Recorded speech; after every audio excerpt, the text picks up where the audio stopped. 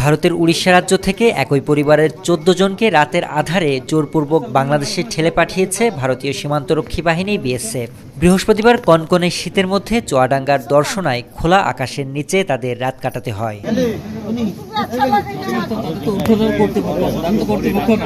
শুক্রবার ফজরের আজানের পর তারা অবস্থান নেয় দর্শনা বাসস্ট্যান্ড এলাকায়। দিনভর বিষয়টি জানাজানি না হলেও রাত নামতেই ঘটনাটি প্রকাশ্যে আসে। পরে পুলিশ ও বিজিবি সদস্যরা ঘটনাস্থলে পৌঁছে তাদের উদ্ধার করে চুয়াডাঙ্গা সদর হাসপাতালে ভর্তি করেন।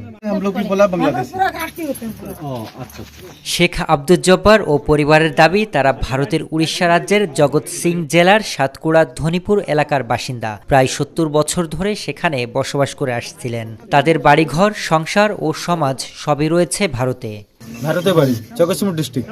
পুলিশ ফার্স্ট ধরলো, ফার্স্ট ধরে বিএসএফ হাতে দিয়ে দিল।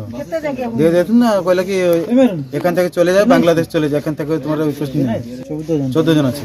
খবর পেয়ে জেলা বৈষম্য বিরোধী ছাত্র আন্দোলনের নেতৃত্বে শীত নিবারণের জন্য তাদের মাঝে শীতবস্ত্র বিতরণ করা হয়। অনুপ্রবেশকারীদের মধ্যে নারী ও শিশুসহ বেশ কয়েকজন অসুস্থ থাকায় তাদের চিকিৎসার ব্যবস্থা করা হয়েছে। তবে ঠিক কোন সীমান্ত পয়েন্ট দিয়ে তাদের বাংলাদেশে ঠেলে পাঠানো হয়েছে তা এখনও নিশ্চিত নয়। বিষয়টির তদন্ত সাপেক্ষে আইনগত প্রক্রিয়ায় করণীয় নির্ধারণের কথা জানিয়েছে পুলিশ ও বিজিবি।